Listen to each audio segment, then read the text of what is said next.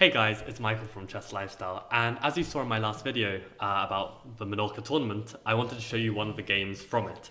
And this one was particularly special to me because I managed to convert a Rook and Bishop against Rook Endgame. And for anyone who doesn't know, this is one of the most difficult endgames to pull off. I mean, both for the defending side to draw and also the winning side to win, because the margins for both, depending on who plays more accurately, it's still very difficult for both sides. So now I can kind of put it in my history books that the one time I got this ending, I actually managed to pull off. So I'm very happy about that. But I have to admit that it didn't come without multiple failures of trying to recall how to do it. And I hope by the end of this video, you'll have a better understanding of how difficult the ending is, and also my flaws in thinking when I got to that point. Now, I was considering whether to just show you guys the ending, but I kind of wanted to just show you the whole game because I just wanted to show how difficult it is to play, an 1850 opponent nowadays, because I definitely think there's been a rating deflation in the last few years, and I hope this game will show how tough it is. So this was my third England junior of the tournament, and I know he's stronger than 1850. I believe his national rating's over 2000. And yeah, this was the game. So basically, I played a Reti, and for the record, I had a debate with someone recently about this, which is basically that I believe the Reti should stem from a repertoire involving knight f3, c4 and g3. And to be a Reti player, you can deviate from the Reti, but for you to be a Reti player, you have to have a lot of your lines involving g3, maybe even b3. But this is kind of how Richard Reti played it. This is kind of what all the books about Reti have been, that's what the Reti's been all about.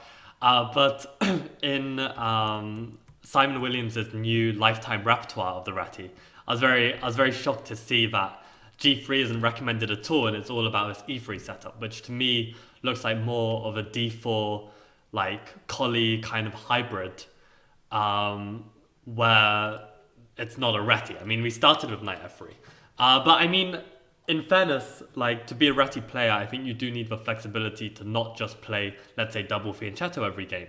And actually, we see this here. So my opponent played g6, and this is the start of the King's Indian, or perhaps a Grunfeld. And this is where prep is really useful, because I had looked at my opponent, not in depth, but I looked at his past, 10, 15 games, and I saw that he was a Sicilian player against e4. And it felt strange to me that he was playing a King's Indian. I think he didn't play King's Indian against d4 either. So it was quite a shock to see he was playing King's Indian. And now I knew that online, on my lead chess, on my over the board games, I've been playing this b4 move against the King's Indian. And this is very, very Reti style. g3, bishop g2, bishop b2 to come. And I really feel like I'm an expert in it.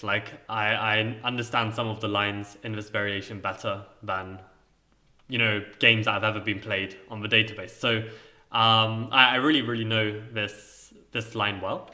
But I kind of had a feeling that my opponent had prepared specifically against this move, because he doesn't play King's Indian against d4. And I had the thought, well, if he plays a lot of Sicilian against e4, if I play knight c3, there is a good chance he will play c5, and we'll actually enter into a Maroczy bind, which I'm also very comfortable with, and perhaps my opponent will be less comfortable with. So basically, at this moment, he did play c5. So and he also spent 10 minutes on this move. So I think definitely this g6 was some specific prep, and suddenly I got him out of it. So that was really nice.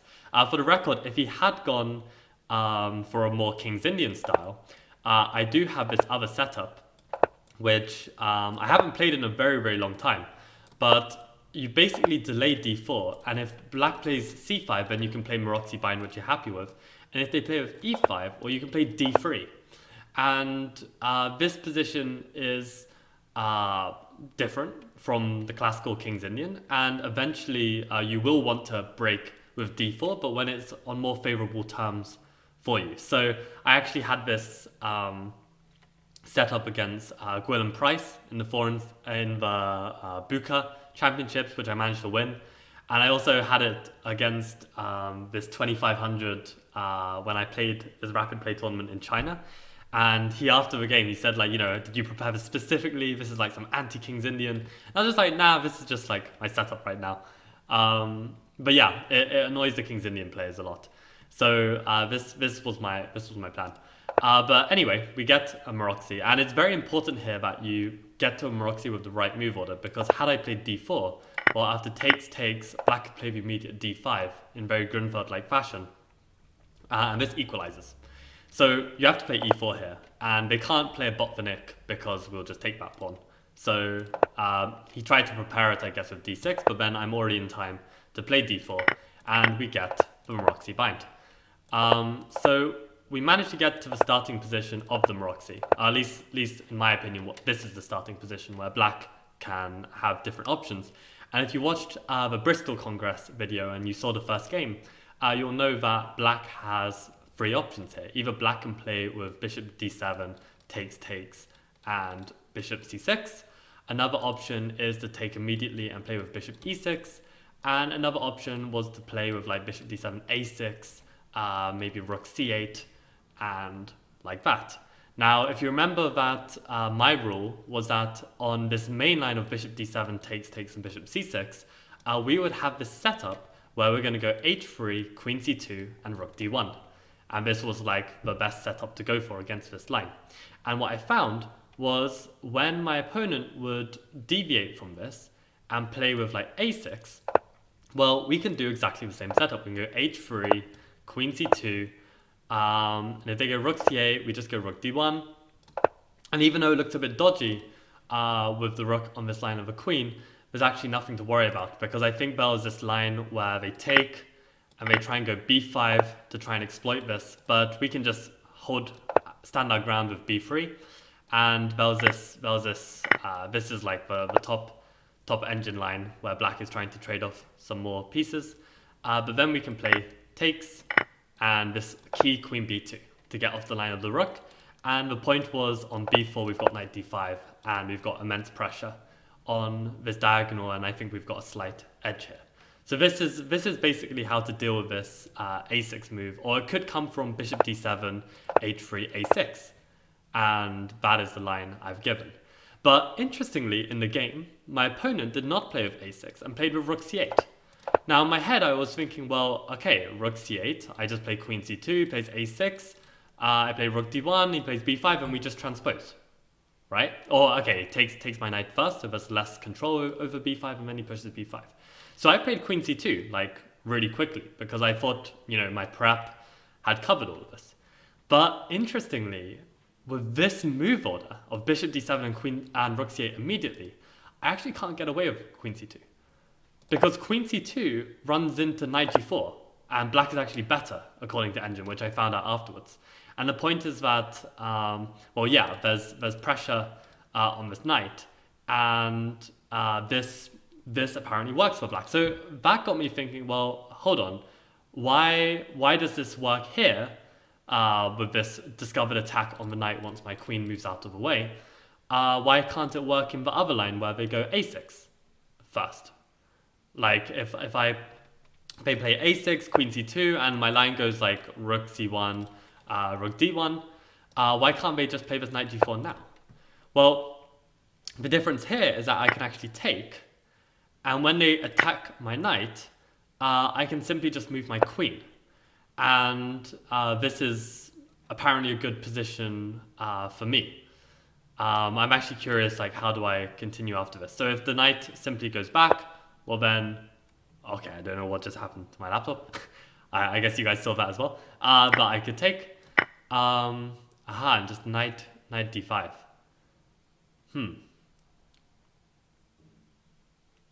I'm going to have to look into this a bit more to fully understand this. I guess this is strong because the knight is on a good square. It can't be traded off, and e6 just weakens black's position. So basically I can bail out with this. But the problem when black starts with rook c8 instead of a6, if I go queen c2, now knight g4 is working, because when I take and do the same idea with queen d2, the difference is black has this move rook takes c4, defending the knight.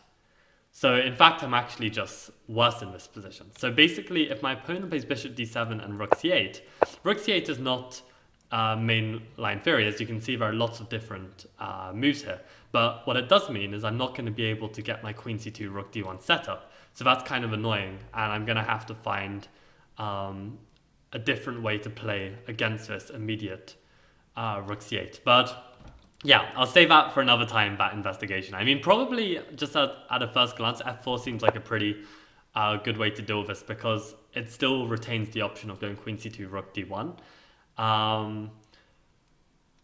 But although I still think on a6 I can't go queen c2, right? Because there's always this knight g4. Wow, knight d5 this time, so I don't understand this. Knight g4, and this time if takes, aha, and we go queen d3. So wait, okay, I'm really curious now. So in this position, when you know, we haven't played f4, we haven't played a6, why on earth can I not go queen d3 here?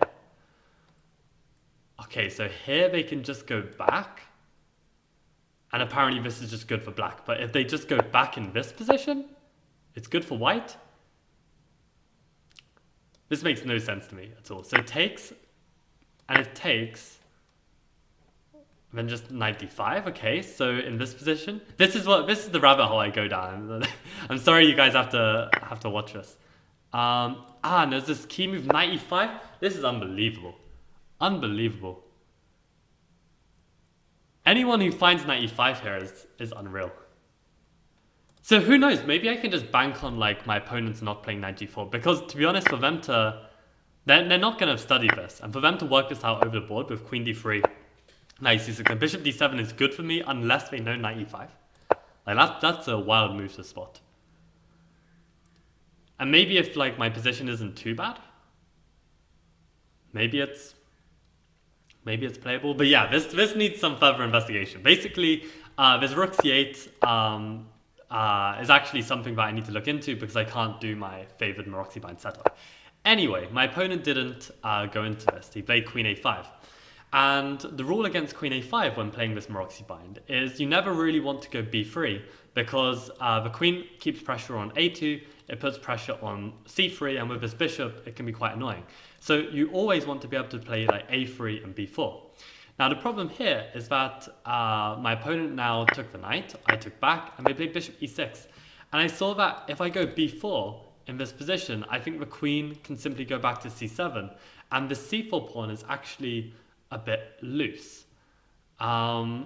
It's only being defended once, and suddenly it's being attacked 3 times. So here, I had to play the only move, b3.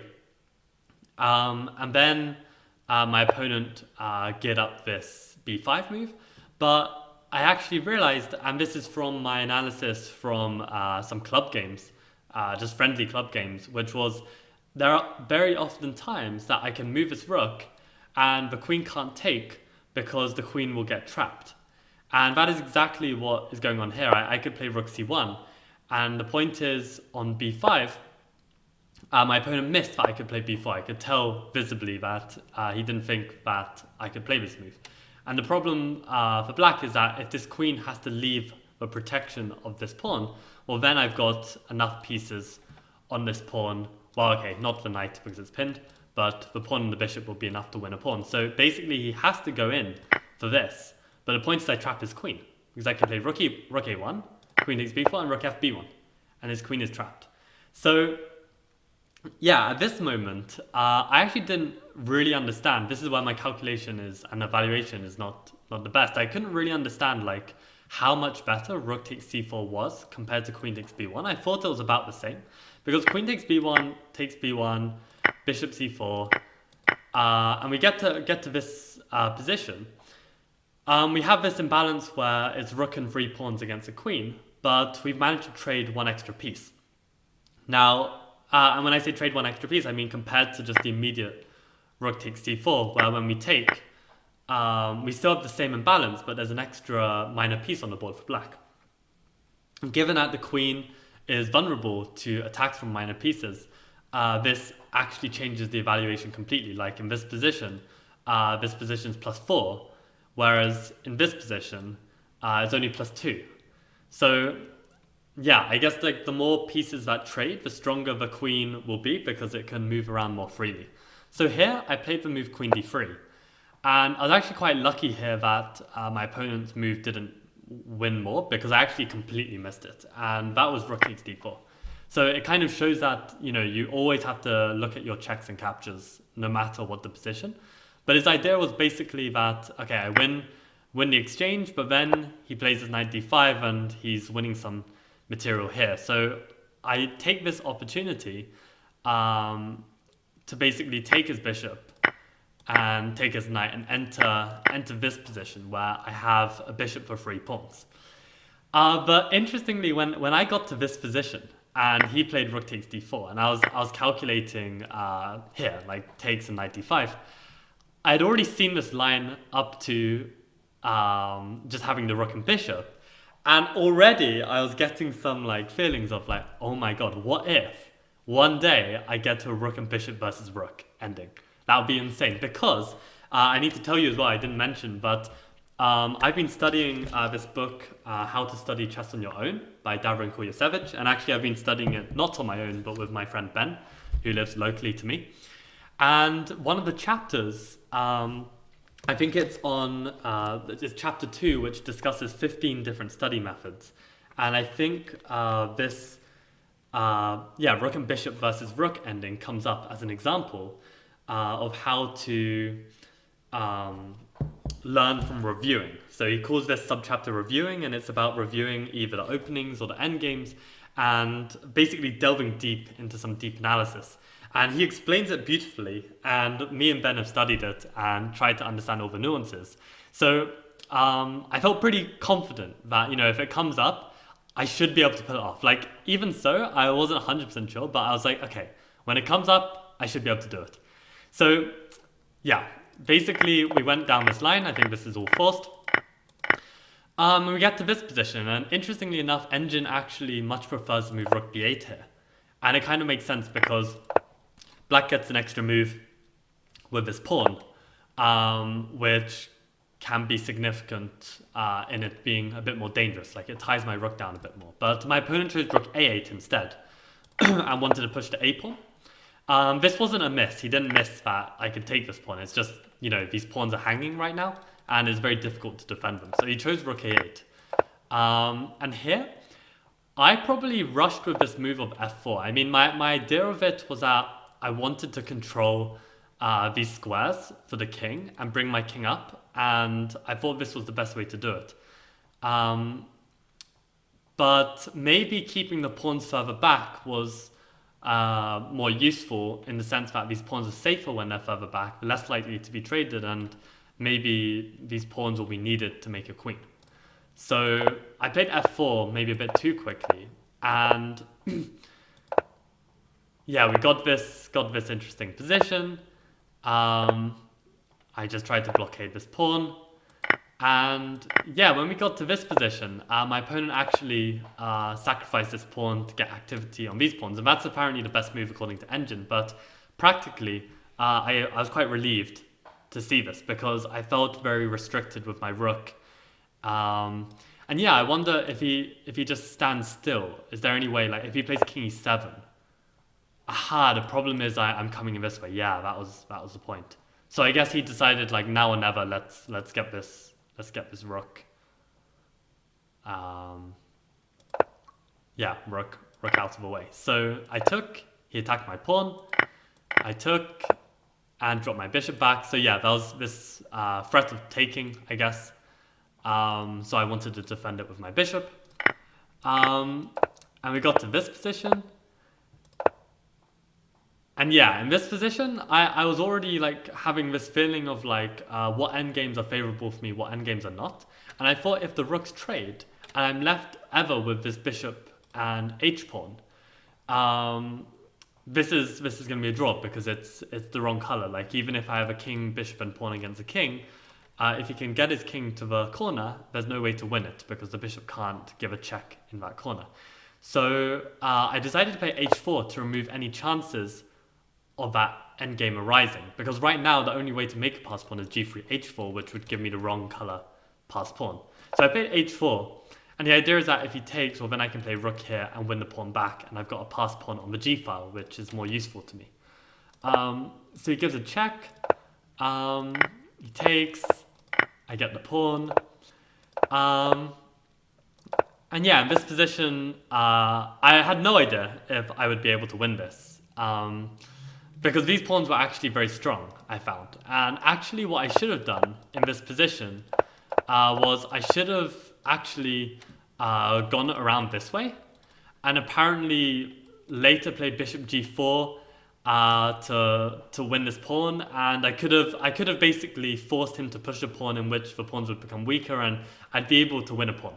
So according to Engine, I think like I had some kind of idea like this. Like for instance here, I think king f3, check, okay, I go this way or something. And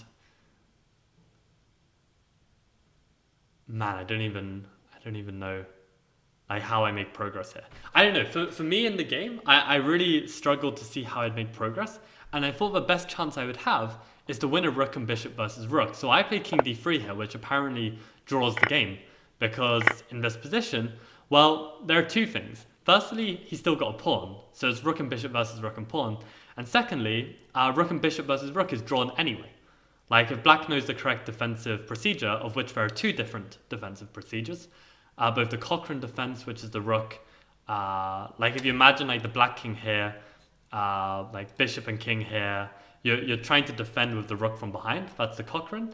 And when you're trying to defend with the rook on the second rank, this is the second rank defense. So he's got two ways to defend this. So Engine didn't like this decision at all, but from a practical standpoint, this allowed me to immediately start trying to put pressure on this pawn. So I also saw that when we do this trade, when I take on e6, he can't come to this side because of a discovery.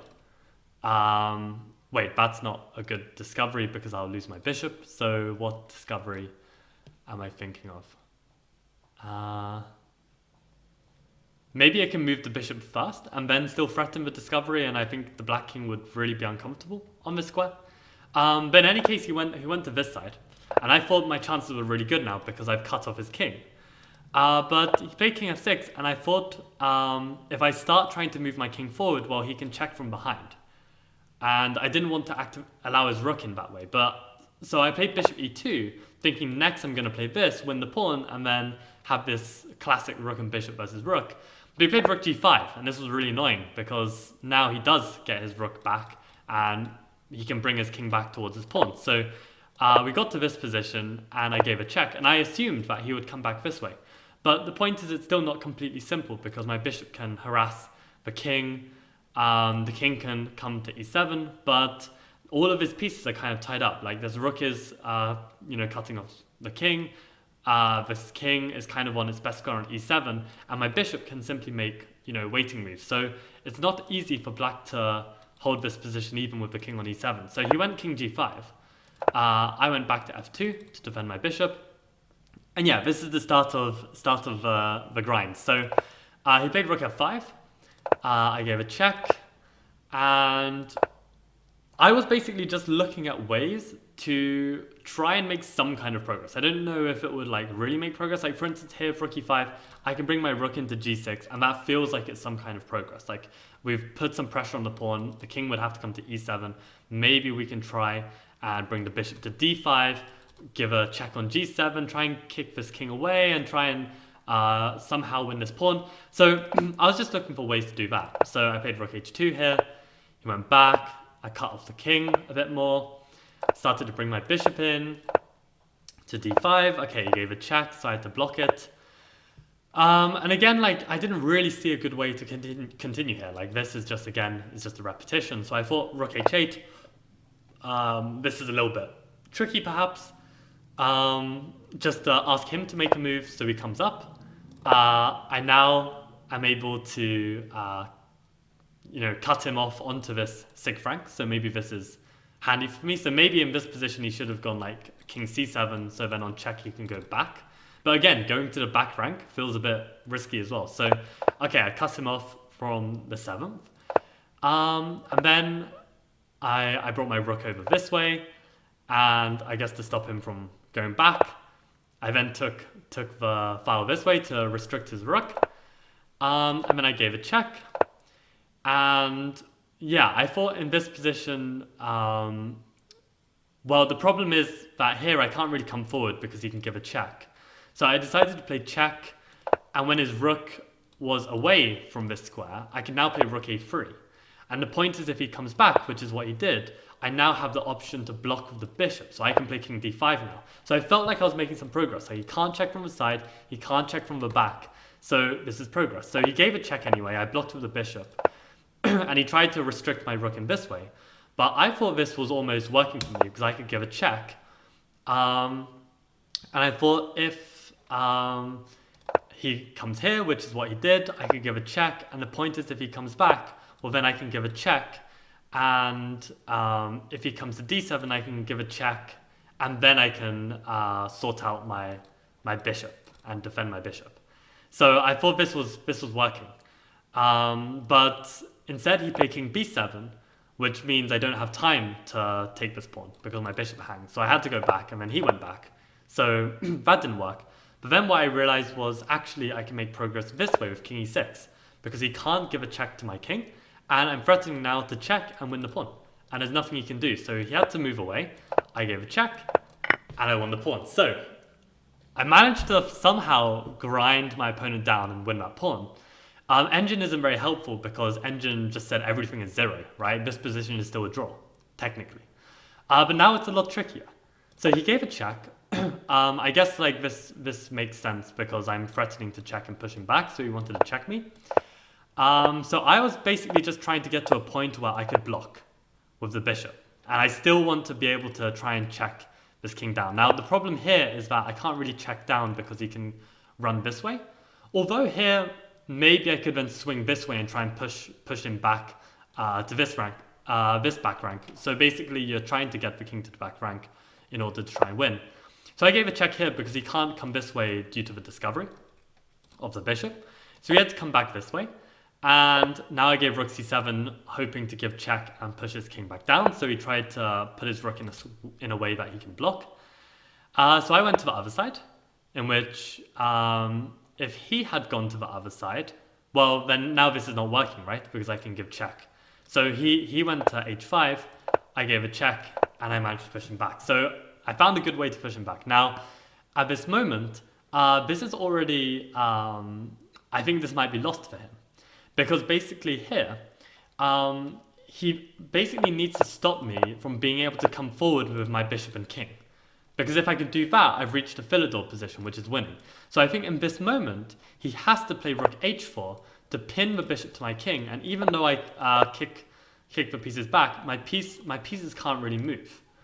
And if I make a waiting move here, I think he can just make a waiting move here. And if I come this way, there's a very important drawing technique, which I think is whenever the bishop comes here to try and make progress of coming in with the pieces. I think there was like some defense like this, where you come to this second rank temporarily, and later you'll be able to come back out. But I need to refresh myself on the drawing technique. I can't quite remember it. It's very tough. So I think he had to pin this king and bishop and then perform the Cochrane defense. There's a really beautiful video of Esipenko playing Christopher Yu in some World Blitz, and he completely executes the Cochrane defense perfectly. So I'd really recommend watching that. Yeah, I'll leave a link in the description below. So I'll make a note of that actually, because I might forget. So yeah. Okay, so basically my opponent played rook h5, which then allowed me to come in with the pieces, and now we reach this position, which is the Philidor, Now, the crazy thing is that when I reached this position, well, actually, it was only after this move when I started to think. And firstly, this move is definitely an inaccuracy because the rule is that the rook is best placed on this 7th rank, you could say, when looking at this way round. Or, okay, we could just look at it the way the board is. So this is the G file. The rook is best on the G file. But white will be able to use a maneuver to force the rook to this file and then to this file. And the F file is the worst place for the rook. The reason being is because the bishop controls these squares, and that limits the rook from being able to use those squares. So you want to try and encourage the rook onto this F file. Now, my opponent simply just played rook F4 in one go, which was great. But in the game, when I got to this point, I was confident here. But basically later I realized that the exercise that I have studied, which is exactly the exercise in Davrin's book, is this one. So the bishop and king being slightly crossed. Now this is pretty much exactly the same as this position. Like had I just gone here and here, then this is going to be the same, just a mirror. But the thing is, like, when you study an endgame and you've got certain images in your head, it's very difficult to just like mirror flip and be able to recall all the moves. And that's why you can't just recall the moves. You need to really understand the procedures in order to try and win this. Because I mean, this technically is exactly the same as this, but yeah, it's just very trippy to try and recall it. So in the game, I actually didn't realize this difference, and I already went in with step 2. So okay, let me explain this. Let me explain this a bit better. So had my opponent played rook to g4, staying on the g file, the best file for the rook, I need to first deal with step 1, which is I need to get the rook onto this F file, right? I need to get the rook onto this worse file in order to win this ending. So the way I need to do that is I need to go to the long side, and conveniently my position is already in the long side. And the reason why the rook needs to be on this side, not this side, because I could flip and my opponent could come this way to block the mate. But the reason why this doesn't work is because my rook doesn't have as much maneuvering space on this side, and therefore I'm not going to be able to do the first plan. So basically at this moment, I need to be able to make a waiting move. And it's very important that I do it on the long side, which is what I didn't understand in the game. Like I kind of like didn't understand this. So you'll see what I did wrong. But had I been on the short side and tried to make this waiting move, the problem is the king can just come here. And this mate threat doesn't really work because the king just comes back. And again, black blocks the mate. So basically, to make the waiting move, I have to be on the long side. So this is what I didn't quite understand when I was trying to do this mate. So I go make a waiting move. And the thing is that black can't move this way because this is a mate. Black can't go this way because this will be a mate. So black has to make a move with the rook. And the rook doesn't want to go to this file, as we mentioned, so they go to the back rank. So that's already progress. Now, what we need to do next is we want to flip, threaten mate, so the rook has to come back. And now comes a very, very, very important maneuver, which I've already messed up, which I'm very annoyed about. We shouldn't be going... Oh, God. Okay, wait. Yeah, this endgame is tough, guys. This endgame is really tough. So what I need to do with the rook... oh, maybe it is this square. For a second, I thought it was here. Okay, let me try this one first. So I'm threatening mate, so the rook has to come along. And I believe the whole point of this... Yes, it is here. Okay, so you do want the rook here. The rook wouldn't make sense on this square because, again, the king could stop any mate threat. So we have to swing the rook over where the rook has to block the mate. And now comes a very, very clever move. So basically, a lot of the times, you will need to make progress by making a very clever bishop move. And this is the very clever bishop move. Because you cover this square, that would be a check. You cover the rook coming back to this ideal g-file. And again, black can't make any good moves with the king. If he comes this way, this is a mate. And this way is definitely possible. and that requires its own technique in itself. So basically there are two defense methods at this point. This one lasts the longest and has the most steps, but this one is also extremely tricky. So let me see if I can remember how to do this one first. So if king a6, the point is this also gets out of the mate because the king can run. And here, I believe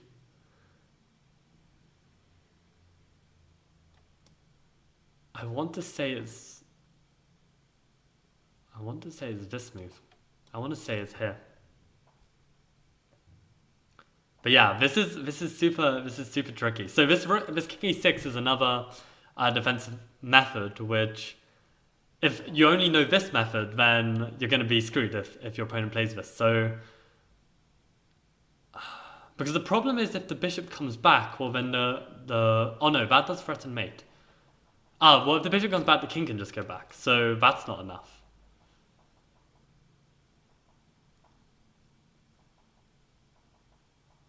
I think you have to come here. So the rook still can't come to either of these squares. And maybe if the king comes back here, the point is you swing all the way round. And now when the rook comes here, you have this position where the rook and bishop are completely opposite. You cover this square.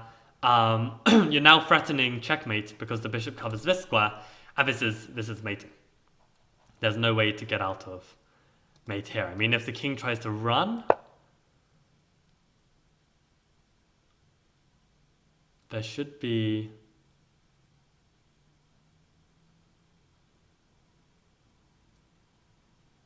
a mate here.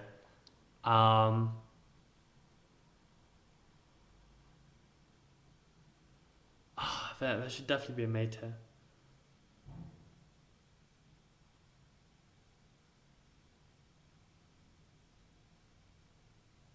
See, this endgame is so tough. This endgame is so tough, guys. Alright, let me see. There's definitely a mate here. So if king here, oh yeah, we come back to this one.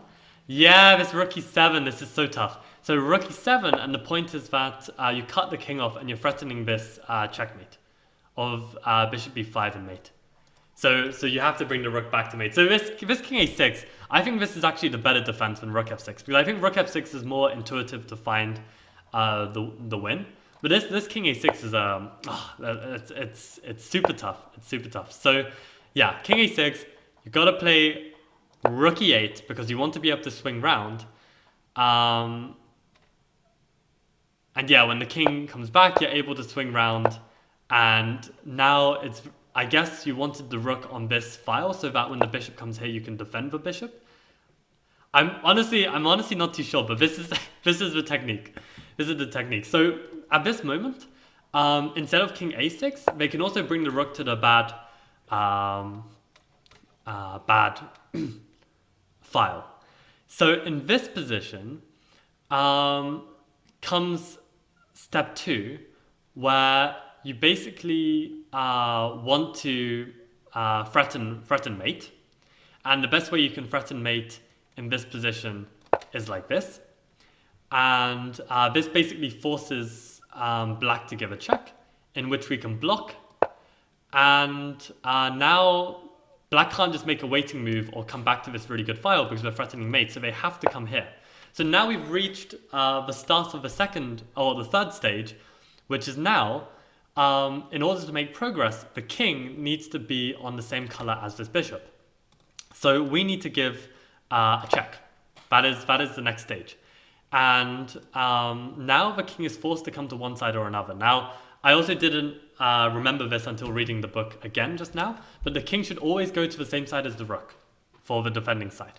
And the reason why is if the king goes to the opposite side, then white can just play here and threaten checkmate, unstoppable mate, because the rook can't come to this square. So the king has to go onto the same side as the rook. I didn't realize. So it's actually not about short side or long side, because as you'll see in my game, my opponent went to the long side thinking that was the safest, but that was actually wrong because that wasn't the side of the rook. So this is correct.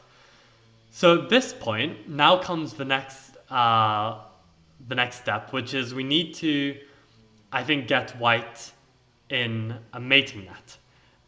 Get black in a mating net. So the rule that helped me remember is actually when black goes to the wrong side with the rook, I'm supposed to go here and threaten mate. Now, when they go to the correct side, you actually also go to the same square. So that makes it really simpler to remember. Now, obviously, if the king just goes back, it's a mate. Black can't block because the king isn't on the square. So the king has to run. And at this moment, you can give a check. And the king doesn't want to go onto the line of the bishop because we simply win the rook.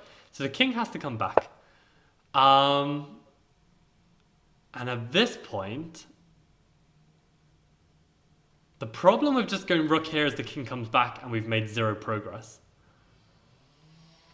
So I think here, we have to come rook here. And this is really tricky to find. And actually in the game, I forgot how to do this. So this is really important. So the reason why the rook needs to come here is because you want to make a waiting move. Now, I think if the rook tries to stay on this file, well, maybe can I perform the flip here? I know that the reason why the rook comes to this square is because if king comes here, I can then play bishop here. And the point is that this cuts off the rook, this also covers this square.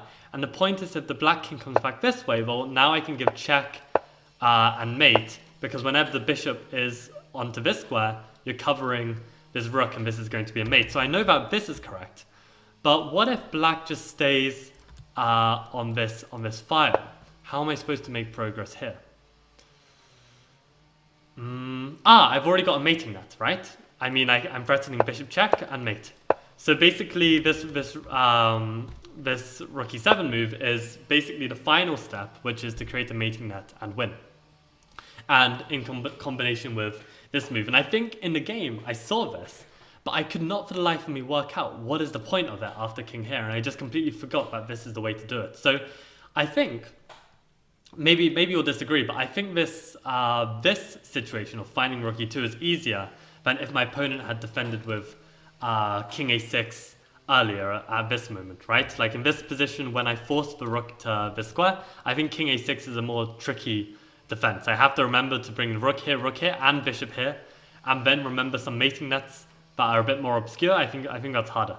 But in any case, this would have been the way to win. This position with rook here. So, now we've covered the whole rook and bishop ending. I hope that was interesting to you. Let's now take a look at what happened in my game. So, in my game, we got to this position, and as you saw, there was that whole procedure of trying to get the rook to this rank, had my opponent played rook g4, but my opponent just played rook f4, which shows that he hasn't studied this properly, because this is the wrong square for the rook. Now here, if the opponent just does something for you like this, you can immediately move to step 2. And if we remember, step 2 was to give a check to the king and get the king onto the same color square as the bishop. But what I couldn't for the life of me remember was, should this rook be on the long side, or should it be on the short side before I give this check? And it was really, really tripping me out which side the rook should be on. And to be honest, I'm still kind of confused. So if we go back to our position of this here. Yeah, when we started doing this mate, the rook was on the short side. So maybe I should have got the rook onto the short side. But I actually have a feeling it shouldn't matter. It shouldn't matter, right? Because the reason why is, if you remember this position, once we've done this, right now, sure, the rook is on the short side, but remember, we wanted to go, no, the long side business was to lose a tempo, so maybe it does matter here. Oh, this is tricky. Maybe it doesn't matter. Maybe it doesn't matter. Let's try it when the rook is on this long side, right? So we know that it works when it's on the short side. Let's see if it works when it's on the long side. So again, maybe I should be going rook b8, force rook f6, and now rook b5 check. We know that this works, but let's see if it still works on the long side. So in this position, black should put his king on the side of where the rook is. And interestingly enough, this is on the long side for the black king. So I think he made this link that his king should go to the long side, right? So at this moment, rook b5, he goes to the long side, and obviously he shouldn't go to the side where his rook isn't, because then this is just a mate, because he can't stop this. So he goes king a4, and here I thought, you know, I had smashed this. I just go rook b2, and this is just winning. But of course, sorry, rook b2 here. But of course he can just move, and I don't have this win. And the reason why I thought rook b2 was the move was because if you remember, the position that I'd studied from Davrin's book was this one. I think this is the one I'd studied, and basically, and I think the rook is on the other side, and I think in this position, if the king goes this way.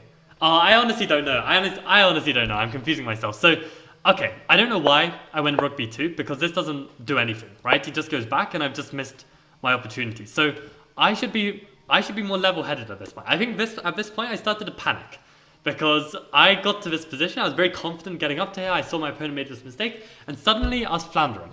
And remember, I only had like okay, you can't remember because I didn't tell you, but I didn't have much time on my clock. I think I only had like 3 minutes, and my opponent had around like 2 minutes. And okay, we got 30-second increment, but that 30-second goes down fast when you're trying to like, you know, remember like the correct technique.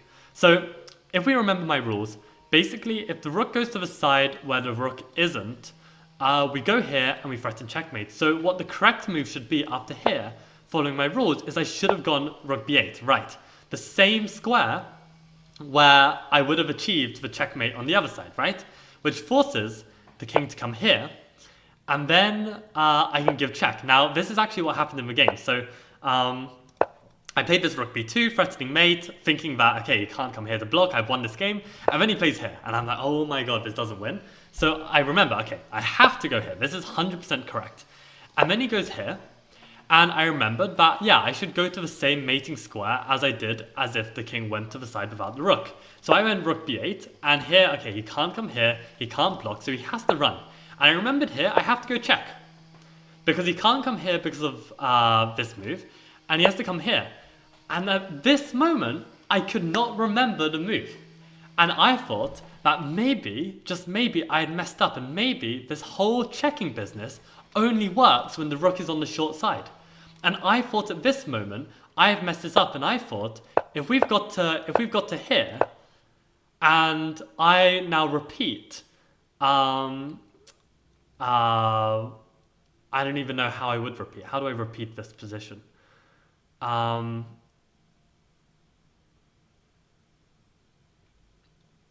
I don't know. I thought that, yeah, if I just come here or something, which is, okay, I didn't play this. And if I go back to here, I wasn't sure if I was going to get into a repetition, basically. I didn't know, like, I mean, this would be a repetition exactly, but maybe I could have done this, got him this side, and then repeat with this check with the rook this side, and maybe have more confidence to do this. But I was worried about, like, a threefold repetition or something. And in this position, I just forgot the way to win. Like, this is all perfect, right? And what I need to do at this moment, if you like, you can pause the video and try and find the answer. But basically what I forgot to do at this point was the third step, which is a mating net. And I think I did remember that I needed to do a mating net, but I just couldn't for the life of me work out how. And this move to make a mating net looks so weird. But the point is it works because, well, if he just makes a waiting move, well, then we've got the mating net like this. And if he puts the king back, thinking that all is good, well, then I can play this very key move, bishop e4, stopping this square, blocking the rook's control, and he can't run this way because the bishop's controlling this square, so mate is coming next. So I literally did the whole bloody ending. And I just couldn't remember the final step. And bearing in mind, guys, this is move 90.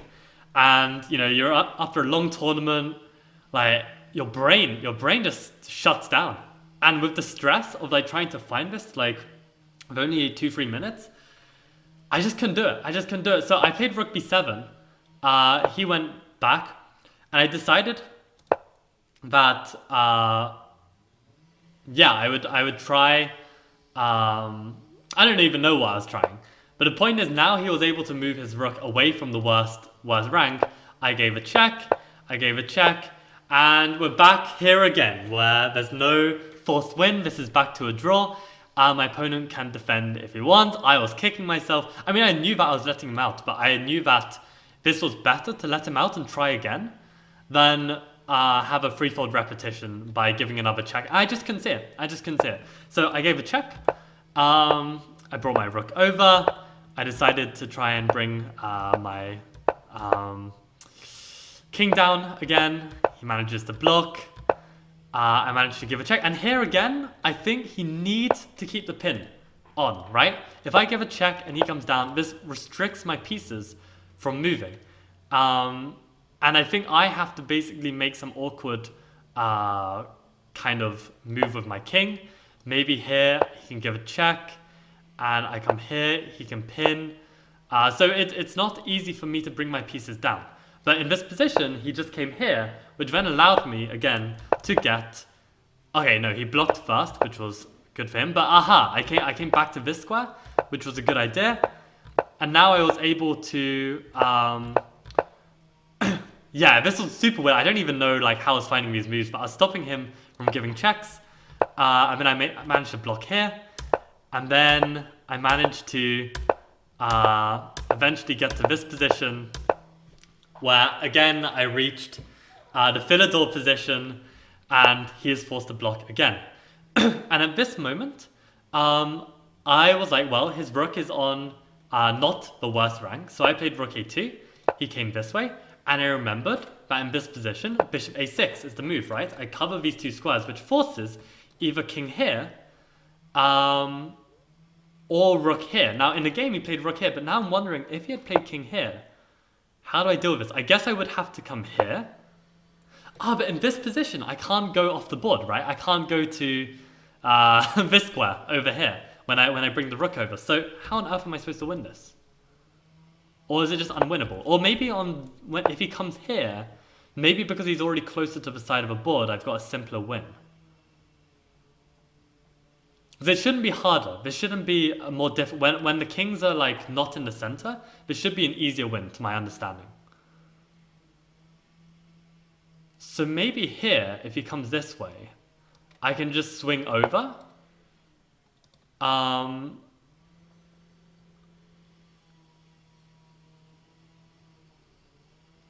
I actually don't know. So hold on, in this position, if king b1, the winning move is to move the rook anywhere over. Okay, sure. And okay, he can't move here because of mate. He can't move here because of this. So he'd have to come here, right?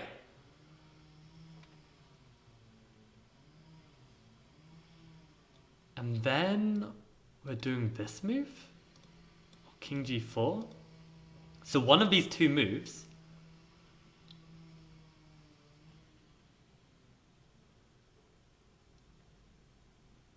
I think this move makes more sense to me because I think we want to come here and then be able to come here if needed.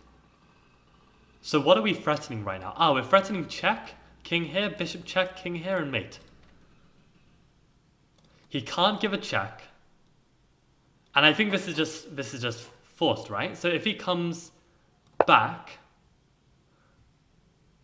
he's in a mating net this way, right? If he comes this way, I've got a mate, and if he comes this way, I've got a mate. So this is, okay, if he comes this way, then,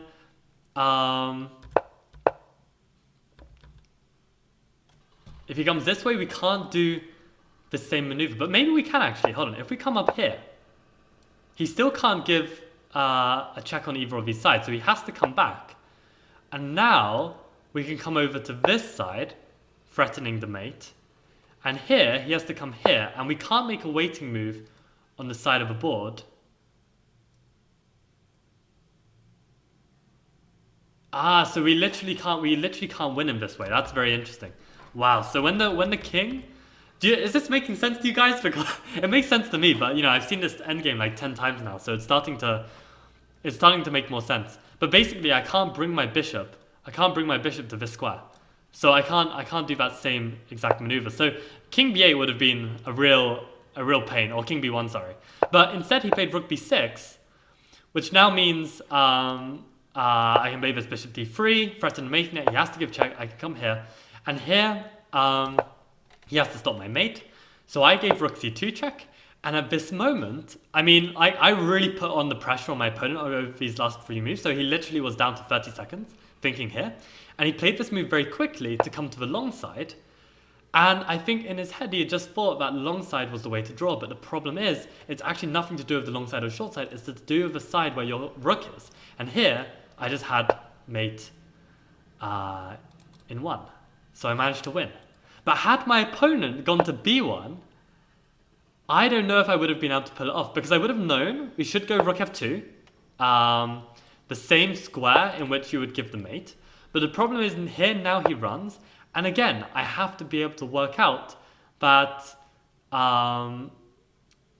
I give check, the king comes back, and I make this waiting move, where basically, if he comes back here, I'm able to block and threaten mate. And if he comes back, well, then I've got the check followed by mate. So in this position, then he would have to try and stay on this file, but then, oh yeah, when he stays on the file, we can simply give check and mate. So basically, I would have had to be able to recall this. And, you know, last time I failed to recall it. I have no idea if I would have been able to find it in time. And actually, this move was move 45. I think. So if this is move, I think this is move 45. Had my opponent played this, this is move 46. This is move 47.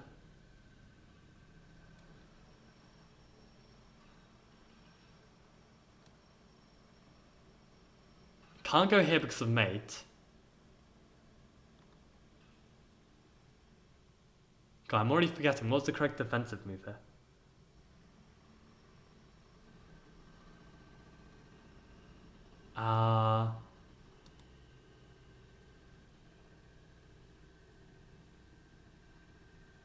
Yo, this endgame is too tough.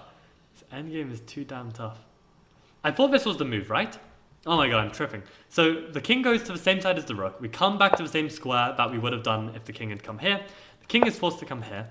And now we need to come this way because we want to give this check. Right, now he can't come back because of mate. So where does he go? He has to just make a waiting move, right? No, this can't be right. This can't be right. What am I doing wrong? No, I don't come up. I give the check, right? I give the check. He can't come to this square because of a discovery. That's normally how it goes when the king is in the center. So he has to come back this way, and then I can play this move where I'm threatening to do this. So let's count the moves again. So at this move, I believe is 45, I think. Had he gone this way, this would be 46, 47, 48,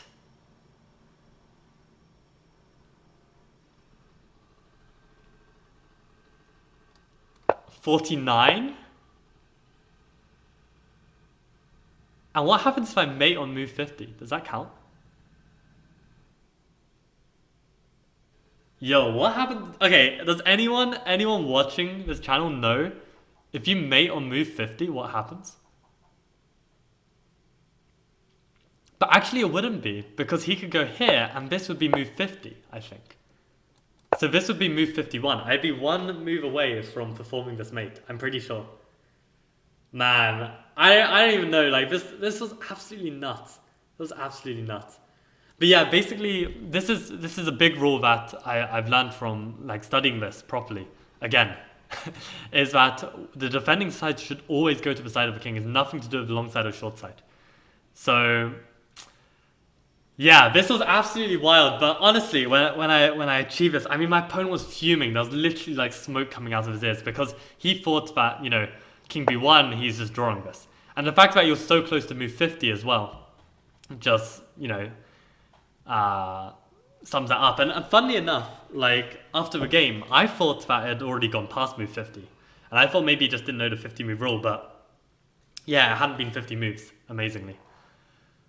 But yeah, this was my marathon of a game. And to be honest, I think like the phase that I really did the best was not this complete technical phase because, you know, I messed it up, right? But it was this phase here when I had to grind down Rook and Bishop against Rook and Pawn and find a way to be able to win a pawn. Like this plan with Rook a3 in order to block with Bishop d3 and come up. Like I thought that was super clever. And then the way I managed to win the pawn in the end, and I was just like trying plan up the plan and grinding him down, and then getting to this position. I thought that was really, really impressive from me. And I think like given this, it kind of got me thinking like, you know, I think this is the direction I should take my chess, because I feel like with this, you know, slight edge where I'm constantly pressing, I think this is the kind of position where I'd be able to do well against anyone, whether they're like, you know, 1800, 2000, 2400. I think I'd really be able to put a lot of pressure on my opponent. So I'm thinking of like ways I can try and get this kind of stuff more often, because I think right now, the reason why I'm losing my games, at least from this tournament, was just getting positions that were too sharp for me to handle. I think that basically summed up my Menorca tournament. Like the games I lost, the positions were just like, you know, really required disciplined calculation, and I don't think it's in my style to be able to accurately do this consistently, right? So I think this kind of game was more my style, and I'm gonna try and like work to you know, be able to play in this manner more often. So I think you know, a little bit more study of Dvoretsky would be nice. More gems like this, how to study chess on your own, like the step-by-step procedure and all of the analysis was really great. But not only is it just like great for this endgame, it kind of gives you a new appreciation of how you should try and tackle these endgames. Not remember just moves on their own, but actually have some kind of step-by-step plan that you're trying to do to make this, to win this endgame, right? So yeah, I'm super glad I managed to pull off his ending. It's very sad because the next round I played as FM, where I blundered my whole position in a single move, and it was just really annoying because like I couldn't show any of my strengths because of the fact that my calculation was too flawed. And actually, just to let you guys know, I kind of came to a conclusion that a lot of the sharp positions that I was struggling in were in Sicilians, and my Sicilian repertoire, I noticed, basically has a very different king safety situation compared to my other lines. So like I'm playing a lot of Reti, I'm playing a lot of Benoni, and in Reti and Benoni, most often you'll have a fianchettoed king. Now in this game, I didn't have a fianchettoed king because it's a Menorca bind, but in a Menorca bind, your opponent never really attacks your king. So you don't really have to worry about king safety too much. But in all the other openings of mine, I'm playing with a fianchettoed king, and that really, I really feel comfortable with defending my king with a fianchetto. So it kind of got me thinking that maybe I need to make a switch in my black opening to play with a fianchettoed king to avoid all these tactics on my king that I'm not used to, where I don't have a fianchetto. So that was like a really, really big revelation from my tournament, and I think I'm going to take that forward, and I think that's going to really revolutionize my over-the-board chess, because I think recently I've had a lot of confidence issues, and I think that will definitely help if I know that, you know, I don't have to worry about tactics on my king because I'm very well versed with the fianchetto defensive techniques when my opponent tries to attack my fianchetto. So yeah, and actually, like just one final point, if you remember from my first round in Bristol how I had that horrific Rook e3 and messed this up. As you can see, this is a position. This was from a Menorca bind. And you can see I'm not in a classic fianchetto structure. right? And for that reason, I wasn't so used to this attack, and I kind of let my guard down and, you know, lost in 2 moves here. So the point is that I think it also is good for me to know this, because that means if I get to a position like this again and I don't have a fianchetto, I can be like extra careful, because I know, Michael, you don't have a fianchettoed castle. You're not as used to the types of checkmates here. Be extra careful. And if I had that alarm bell, I would probably think twice about playing rook e3 and calculate queen b1 a bit better. So I think, yeah, like having this realization really helped. But also managing to pull off this ending. I mean, I know I messed it up, but honestly, like having studied the ending, even though I messed it up, having that prior knowledge, it gave me the chance to get the win. And on the second time round, you know, had I not ever studied this ending, I would never ever have understood, you know, the fact that, okay, I've reached a Philidor position, I'm now winning. Or for instance, this whole technique of like bishop here in order to get the rook to the wrong rank. Like this kind of stuff, like I would never have known had I never studied the ending. And at the end of the day, this was a really big win. So yeah, basically, I think, like, of course, like when you are sitting down and deciding what to study, probably these theoretical endings aren't the most practical. But if you're in it for the long term, ultimately these endings will come up. And also, not only does it come up by chance, you can also kind of tailor the position for it to come up. Like, by knowing and having confidence in this ending, I could then push the game into this direction. Had I not understood this ending, then maybe I would have been very fearful of entering into this ending and feeling like I'd have no chance of doing it. So I think just, you know, to help your confidence as a player as well, and as I'm realizing now, confidence is a huge factor to playing good chess. I think it's definitely worth studying this ending. And if you're going to study it, probably the best place to study it is this How to Study Chess on Your Own book, and it's in chapter 2. I think page 104. Oh, 101, sorry, page 101 where it starts. But yeah, really great book, and I hope you guys found that analysis instructive. Yeah, I'm honestly, from just doing that and like explaining all of that, I'm feeling quite good about like my chess as well. So yeah, basically study this endgame, and yeah, hopefully you can manage to win it in your own games one day. Okay, final thing, sorry, this is a very long outro, but again, I just wanted to give a shout out to my Patreon supporters. I really appreciate the support, because not only, okay, are they helping me financially, but they're also just giving me the support to really delve deeper into my openings, because that is what the Patreon is all about. It's about showcasing my opening repertoire and trying to explain it to you guys, and for you to be able to use it in your own games. And forcing me to be able to explain my own opening repertoire is just really helpful for me to make sure I understand my own opening as well. So I really appreciate everyone who's supporting me there, and you can find the link in the description below. So that's Chester Over 50, Goji Shak, and Bearfang. Like, the three of you, really appreciate your support.